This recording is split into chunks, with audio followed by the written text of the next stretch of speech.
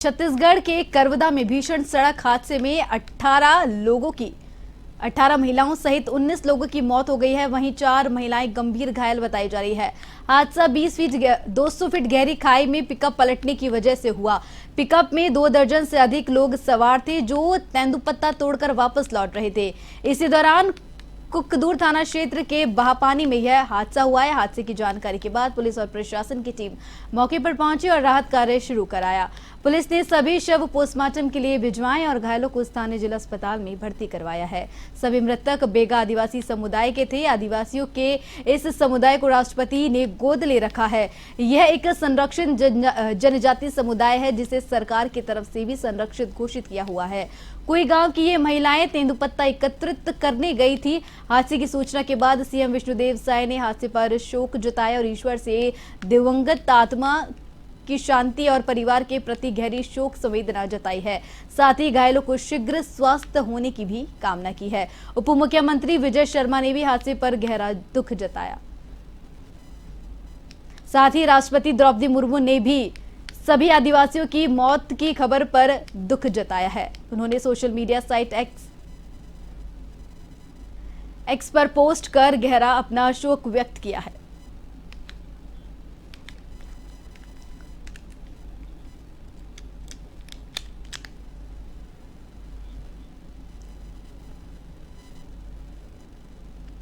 कवर्धा जिले के कुकदूर थाना अंतर्गत पिकअप के पलटने से दुर्घटनाग्रस्त होने से लोगों के दुखद निधन का समाचार प्राप्त हुआ है। यह अत्यंत हृदय विदारक और दुखद घटना है जब हमने अपने परिजनों को खोया है। मैं मृतकों के प्रति अपनी विनम्र श्रद्धांजलि अर्पित करता हूं। सभी परिजनों के प्रति अपनी सहानुभूति प्रकट करता हूं और घायलों के शीघ्र स्वास्थ्य लाभ होने की कामना करता हूं। प्रशासन की पूरी टीम परिजनों को हर संभव मदद करने के लिए, घायलों के हर संभव इलाज के लिए पूरी तरह से सक्रिय हो गई है।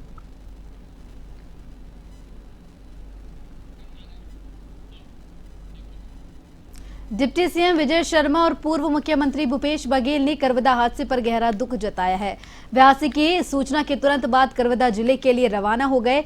उन्होंने कहा कि यह हादसा अत्यंत पीड़ादायक है और वे ईश्वर से दिवंगत आत्माओं की शांति के लिए प्रार्थना करते हैं। साथ ही परिजनों के प्रति गहरी संवेदना व्यक्त करते हैं।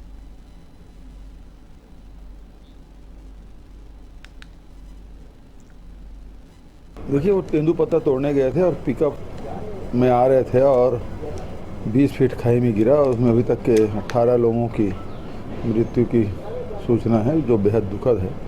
और बचत लोगों को अस्पताल ले जाया गया है, उसकी हालत भी गंभीर बताया जा रहा है।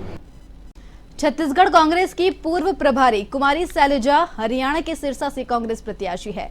सियासी रणनीति के तहत भाजपा ने कांग्रेस छोड़कर भाजपा में आने वाले नेताओं को वहां प्रचार के लिए भेजा है। भाजपा नेता कुमारी शैलजा पर छत्तीसगढ़ में विधानसभा चुनाव के दौरान लेन देन करने के सीधे आरोप लगा रहे हैं, जिस पर कुमारी शैलजा के समर्थक अजय चौहान की ओर से चंद्रशेखर शुक्ला, पूर्व विधायक शिशुपाल शौरी, पूर्व महापौर वाणी राव आदि भाजपा नेताओं को मानहानि का नोटिस भेजा गया है।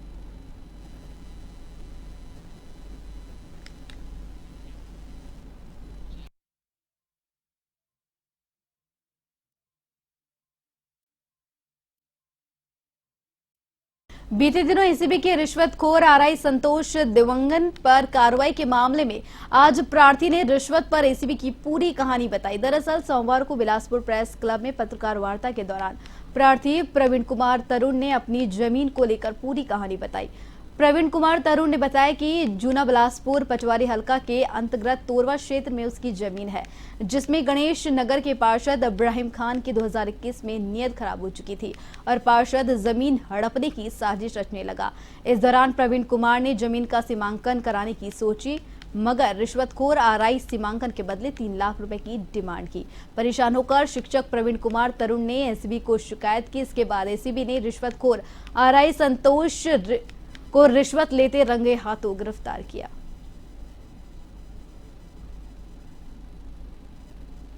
EOW की कार्रवाई तो हो गई, लेकिन मेरी समस्या यथावत है।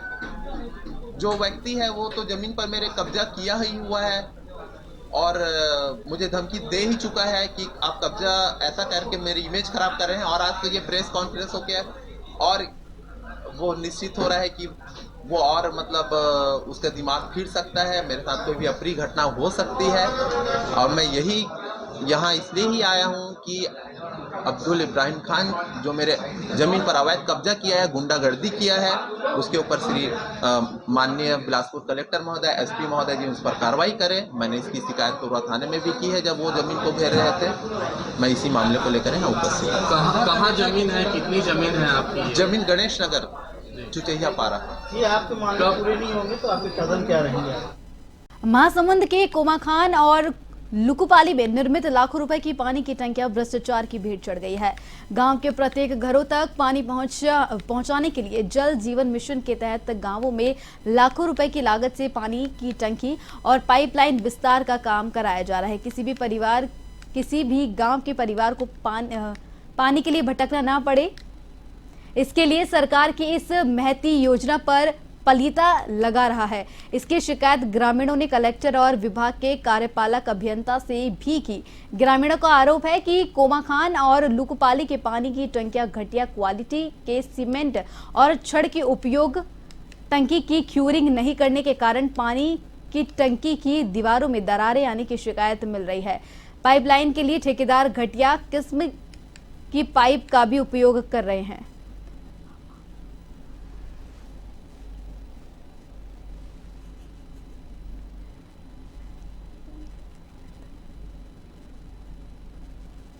कोमाखान में पानी टंकी लीकेज का शिकायत आया हुआ और यहाँ जो थर्ड पार्टी इंस्पेक्शन एजेंसी है उनको जांच करने के लिए भेजा गया, तो उन्होंने अपना रिपोर्ट भी दे दी है कि एक जगह लीकेज नहीं है, वो टंकी खाली करा के उसको रिपेयरिंग का काम करवाएंगे। टंकी तो पूरा बन गया है, कोमाखान में टंकी बन गई। ऐसा हो सकता है, ये जानकारी नहीं है मेरे को, लेकिन ऐसा हो सकता है कि DPR में मान लीजिए उनके पास में 100 कनेक्शन देने का प्रावधान था, उन्होंने 100 दे दिया होगा। उसके बाद भी अगर कुछ गांव बच रहे होंगे, कुछ घर बच रहे होंगे जहाँ पे नल कनेक्शन देना है, तो इसका रिवाइज स्कीम बना के उन घरों को भी कवर किया जाए। जल जीवन मिशन के अंतर्गत यह पानी टंकी का निर्माण किया गया है और इस किसी भी कार्य में जब हम निर्माण करते हैं तो सबसे प्रथम होता है साइन बोर्ड लगाना। आज तक यह पानी टंकी आप देख रहे हैं, पानी टंकी का निर्माण हो चुका है लेकिन साइन बोर्ड नहीं लगा है। कितनी लागत की टंकी बन रही है, ठेकेदार का क्या नाम है, मोबाइल नंबर है, किसी प्रकार का यहाँ साइन बोर्ड नहीं लगा है और जो भी कार्य हुआ है गुणवत्ताहीन हुआ है। ठीक से सीमेंट का उपयोग नहीं किया गया है, जिस MM का छड़ का उपयोग करना चाहिए उस छड़ का उपयोग नहीं किया गया है। आज स्थिति है इतनी गर्मी में इसमें एक मग्गा पानी भी नहीं डाला गया है, पूरा भसकने के कगार में। बाउंड्री को आप देख सकते हैं। यह पानी टंकी केंद्र शासन द्वारा बनाया जा रहा है। यह पानी टंकी ना आज तक कोई PHU विभाग का अधिकारी कोई जांच करने आया है, ना ही कोई देखरेख करने आया है। और यह पानी टंकी पूरा गुणवत्ताहीन काम किया जा रहा है। मिनी प्लांट का सीमेंट लगाया जा रहा है जो कि गवर्नमेंट के ऑथराइज नहीं है। गवर्नमेंट का ऑथराइज सीमेंट लगाने का हर गवर्नमेंट के निर्माण कार्य में होता है, लेकिन वहाँ कोई ठेकेदार द्वारा यहाँ मिनी प्लांट का सीमेंट उपयोग किया जा रहा है। छड़ का बात करेंगे तो छड़ भी जो 12 mm का कॉलम लगता है, इन्होंने 8 mm 10 mm में काम करा के काम को कंप्लीट करा जा रहा है, ना कि पानी का सिंचाई किया जा रहा है। इसलिए आज दीवार भसकने के कगार में आ गए। गरगोड़ा थाना क्षेत्र से बड़ी घटना की जानकारी निकलकर सामने आ रही है, जहां सोमवार प्रातः 7:30 बजे कोयला से भरी मालगाड़ी पटरी से उतर गई। जानकारी के अनुसार मालगाड़ी कोयला लोड करके गरगोड़ा बरोद रेलवे साइडलाइन से सुबह 7 बजे राजस्थान के लिए जा रही थी।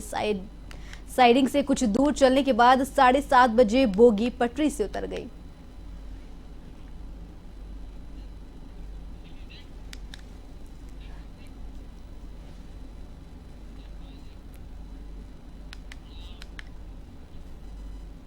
बलरामपुर जिले के ग्राम धंधापुर में नाबालिग प्रेमी जोड़े ने पेड़ पर लटककर फांसी लगाकर अपनी जीवन लीला समाप्त कर ली।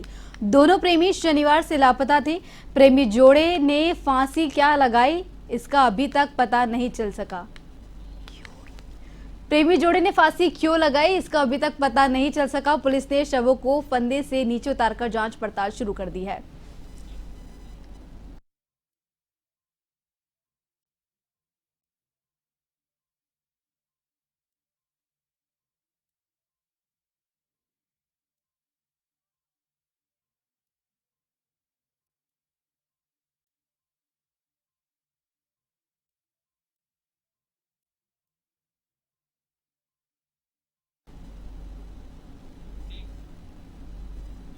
तमनार थाना क्षेत्र के लिब्रा गांव में हुए सड़क हादसे में एक युवक की मौत हो गई है, जिससे गुस्साए ग्रामीणों ने चक्का जाम कर दिया और मुआवजे की मांग कर रहे हैं। मृतक का नाम दिवाकर गुप्ता है। ग्रामीणों के अनुसार अज्ञात वाहन की टक्कर से युवक की मौत हुई है। आपको बता दें कि बीते 24 घंटे में हादसे से रायगढ़ जिले में यह चौथी मौत हुई है।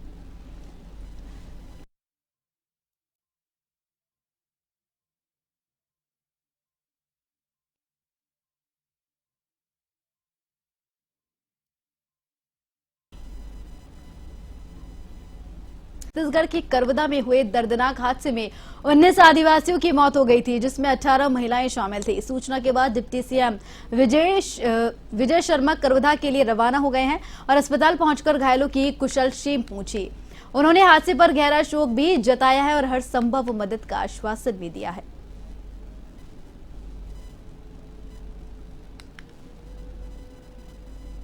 गाँव के हैं, सभी खुगदुर क्षेत्र के हैं और ये मैंने नियमित आना जाना करते थे। गाड़ी के गांव से जाकर के तेंदुपत्ता तोड़ करके वापस आते थे। संग्राहक परिवार है, इसमें 13 कार्डधारी हैं, कुल 13 कार्ड हैं सभी लोगों के बीच में और लगभग 15 की संख्या 16 की संख्या ऐसी है। दुखद है, बहुत दुखद है। सब लोग तो लगे हैं, जल्द से जल्द सारी प्रक्रिया पूरी हो जाएगी। तेंदुपत्ता क्या है? रोजगार नहीं है।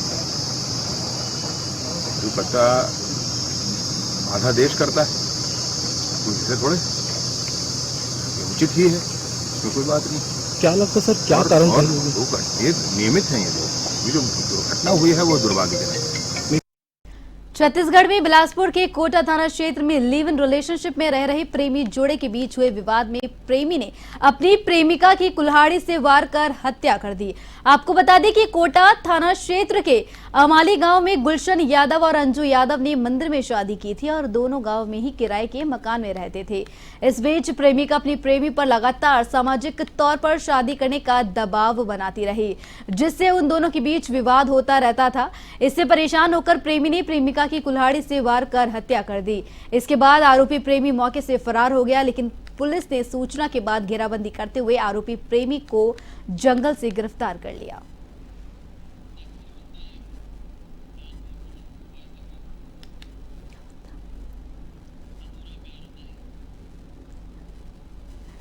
कि ग्राम अमाली में एक लड़की अंजू यादव है, जिसकी हत्या कर दी गई है। पुलिस की टीम तत्काल वहां पर पहुंची, घटनास्थल का निरीक्षण किया गया, एफएसएल की टीम गई और वहां पे जांच में ये पता चला कि लड़की अंजू यादव जो है वो एक उसका सहयोगी या उसका प्रेमी कहना चाहिए, गुलशन यादव के साथ में वहां पर रहती थी और उन दोनों के बीच कुछ विवाद हुआ था, जिसके कारण जो है जांच में पता चला कि गुलशन यादव ने उसकी जो है टंगिया से हत्या कर दी है। तत्काल पुलिस की टीम ने अलग अलग टीमें रवाना की। वहीं पासी के जंगल में जो कि वो भाग रहा था आरोपी, उसको घेराबंदी करके पकड़ा गया और उससे पूछताछ की गई। पूछताछ पर उसने बताया कि जो है मृतिका उससे शादी को लेकर के दबाव बना रही थी, जिससे वह प्रताड़ित था और वह बाद में शादी करना चाहता था, जिस कारण उसने इस घटना को अंजाम दिया है। पुलिस ने उसको हिरासत में ले लिया है तत्काल और उसकी गिरफ्तारी। और एक शराबी पति ने महज खाना नहीं बनाने की बात को लेकर कुल्हाड़ी से अपनी पत्नी के सिर पर वार कर उसे मौत के घाट उतार दिया। मामला सरगुजा जिले के ग्राम पैगा का है। पुलिस ने बताया कि आरोपी और मृतक का पति पत्नी में आए दिन विवाद होता रहता था। घटना के दिन आरोपी पति जहल साय पत्नी को खाना बनाने की बात कहकर पास में हो रहे विवाह समारोह में शामिल होने चला गया। शादी में आरोपी पति ने जमकर शराब पी। उसने घर पहुंचने पर पत्नी से खाना मांगा। खाना नहीं बनाने की बात पर पति ने आवेश में आकर पत्नी की हत्या कर दी। सूचना पर पहुंची पुलिस ने हत्या के आरोप में पति को गिरफ्तार कर लिया है और मामला दर्ज कर जेल भेज दिया है।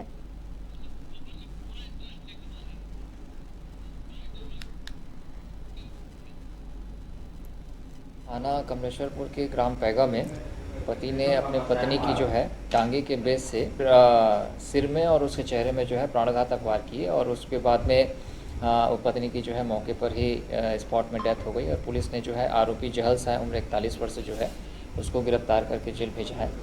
मामले की जो मुख्य वजह ये थी कि पति पत्नी में जो होता था वो आए दिन घरेलू विवाद को लेकर के, घरेलू बातों को लेकर के विवाद होते रहता था, जिसमें कि पति जो था वो उस दिन पड़ोस में शादी हो रही थी, वहाँ पर गया था और पत्नी को ये पहले ये बता करके गया था कि खाना बना करके रखना, और जब पति जो है वो शादी के बाद अपने घर आया तो पत्नी जो थी वो घर में उसके लिए खाना नहीं बनाई थी और थोड़ा सा लेट हो गया था। इसी बात को लेकर के आवेश में आकर के टांगी के बेस से उसके चेहरे पे और सिर पे जो है प्राणघातक वार किया और पत्नी की हत्या उसने कर दी। आरोपी पकड़ाया है, मामला 302 आईपीसी के तहत में कायम करके उसको जेल भेजा जा रहा है।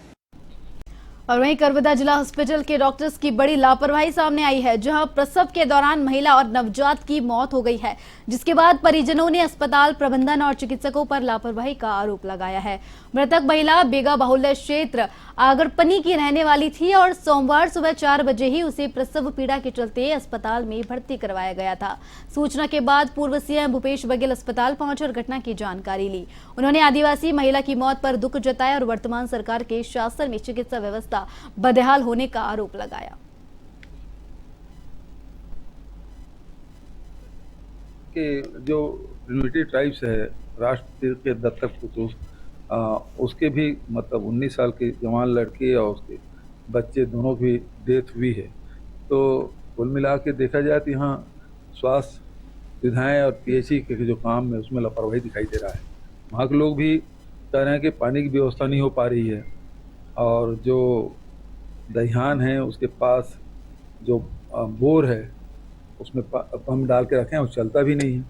या हैंड पंप ही कर दे, ताकि क्योंकि कुआं पानी पीना प्रतिबंधित करते हैं तो वह जल्दी व्यवस्था होना चाहिए। दुर्ग में उतई थाना पुलिस ने ऑटो वाहन चोर गिरोह का पर्दाफाश करते हुए 2 आरोपियों को गिरफ्तार किया है।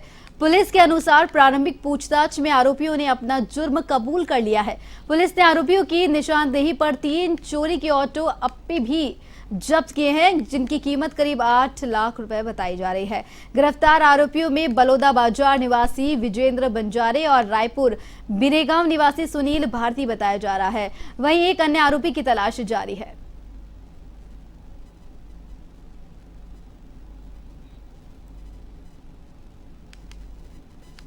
उतई थाना में एक ऑटो चोरी का रिपोर्ट लिखाया गया था, जिस पर सघन पड़ताल की जा रही थी। सीसीटीवी और ट्री नैप के माध्यम से घटना स्थल की फुटेज की जांच की गई, जिसमें 2 आरोपी संदिग्ध अवस्था में मिले थे। टेक्निकल एंड के आधार पर एसएसयू यूनिट ने उनको बलौदा बाजार निवासी होना पाया गया। उनके घर पर जब दबिश दी गई, 2 ऑटो वहां से बरामद किए गए। उन्होंने घटना करना स्वीकार किया। एक ऑटो उतई थाना का था और एक ऑटो बिलासपुर का था। उन्होंने बताया और सघन पूछताछ पर कि एक ऑटो रायपुर से चोरी किया गया था, जिसके चेसिस नंबर को चेंज कर रायपुर में चलाया जा रहा था, जिस आधार पर सुनील भारती को भी गिरफ्तार किया गया। आज 2 आरोपियों को गिरफ्तार किया गया है और इनसे लगभग 8 लाख रुपए की कीमती। छत्तीसगढ़ के अंबिकापुर में 10 वर्षीय मासूम की ओर से आत्महत्या करने का मामला सामने आया है, जिसके बाद परिवार में मातम का माहौल हो गया। प्रारंभिक जांच में सामने आया है कि मासूम का अपने भाई से कुरकुरे को लेकर झगड़ा हुआ था और बड़े भाई ने छोटे भाई को कुरकुरे खाने के लिए नहीं दिए थे। इसी झगड़े के बाद बड़े भाई ने परिजनों के डर से घर में ही फांसी लगाकर आत्महत्या कर ली। पूरी घटना कुन्नी पुलिस चौकी के दर्रेपारा गांव का बताया जा रहा है।